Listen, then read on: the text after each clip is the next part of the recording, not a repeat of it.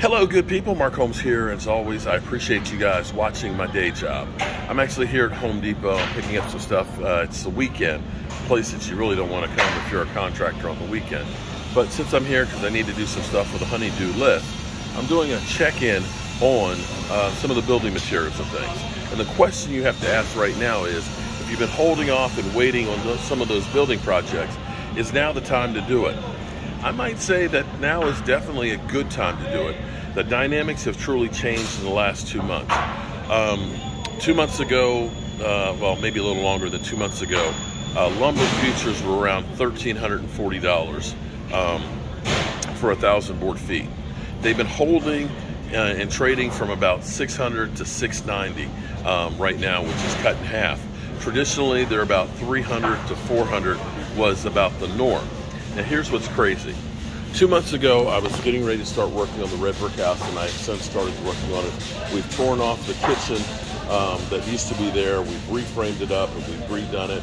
We're getting ready to put the roof on the sucker, And at the time when I was looking at getting the lumber package, here's what's crazy.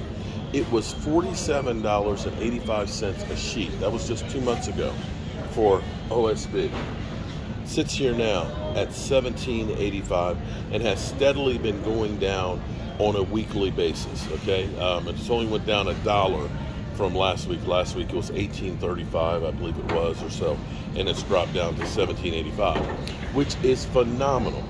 And if you don't think that that makes a difference as far as building a house, the average house will use about 300 sheets of just this.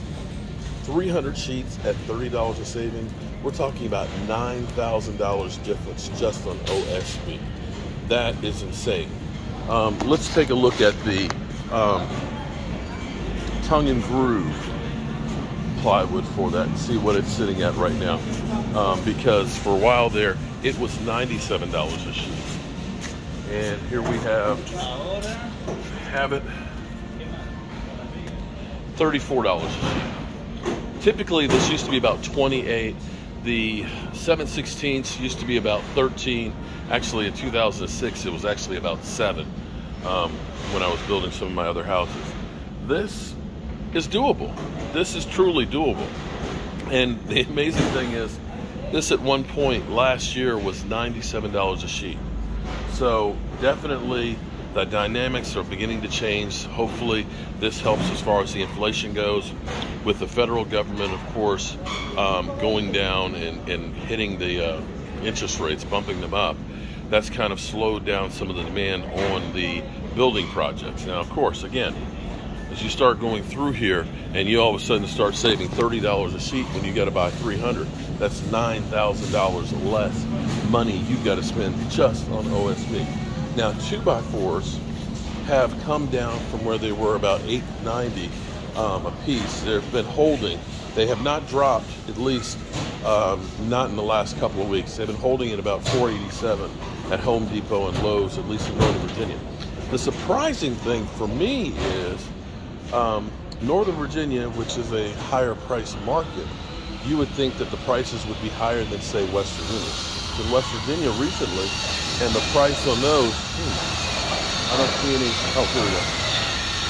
Again, pre-cut ones, $4.87. They've been holding at that number for quite a while.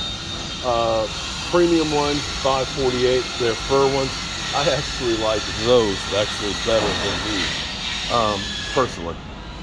But the price of 2x4s hasn't changed much. And unfortunately, if you're looking at like cabinet grade, which is one of the things that I buy a lot of plywood, we're still looking, I believe, at $89 a sheet for oak plywood, which typically used to be about $48.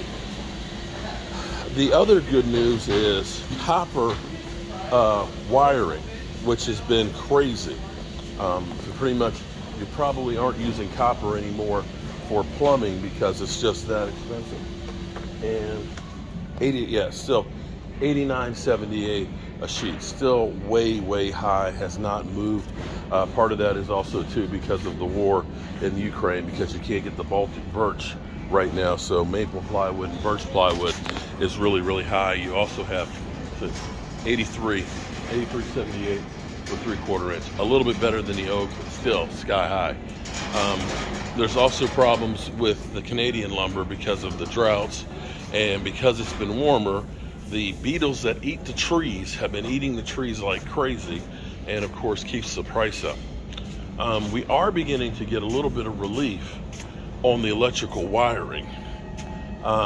It used to be about $39 for a 250-foot roll of 14-2 wire. It had been as much as $139. I think earlier in the week when I checked, it was I think $119 or $109. I can't remember, but it's slowly beginning to come back down as well. So we're at least getting some news. It may never come down like it used to be, unfortunately. Copper is just one of those commodities that is just not a lot of it, and has to be mined. Let's go down here real quick and look at the copper pipes. Again, I end up using the PEX myself. You can get a 250-foot roll of PEX for like, $29 and do half of a house with it, and not have to sweat the pipes. Of course, if you use shark bites, they're expensive, but if you end up getting the crimping stuff, it's actually pretty affordable. Now, this is insane. $30 for the Type M, 3/4 inch copper. You can't afford to build a house anymore with copper pipe, and quite frankly, it's not worth it anymore. I'm an old school guy who used to believe that you gotta have copper, you gotta sweat those joints and things and everything else. But the reality is, when it comes to the copper pipes, especially if you are in a cold climate, but who's in a cold climate anymore?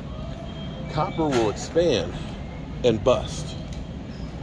If you've had an old house that wasn't insulated and stuff, you understand that you had to leave the water dripping so that way it wouldn't freeze up. The great thing about the PEX pipe, one, it comes in white, blue, and red, so you can actually get a manifold on there and actually supply, not if it's shut off over there, you can get a whole manifold to shut everything off all in one location. And it's real easy to run the lines directly to the fixtures, in which case it takes less time for the water to go all the way through the system and heat up. It's actually cost saving.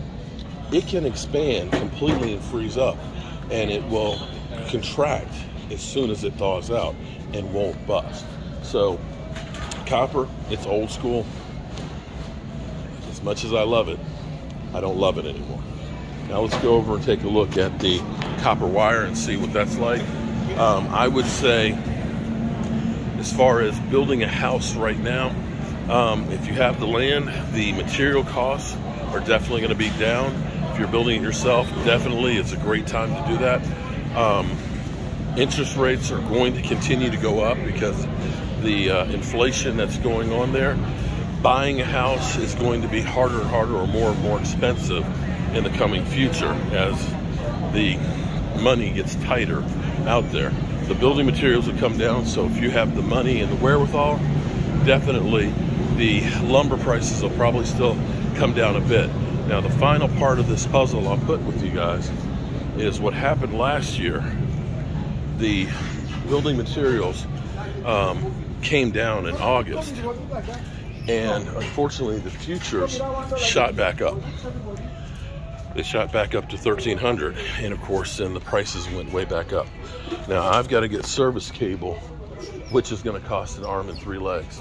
All right, so 14.3 is 159. Yeah, it's down to 119, so it's actually dropped about $20 a roll. Not as much as I'd like. I'd love to see it back at the $39 range. And of course, 159 for 12.2. Ouch, that hurts.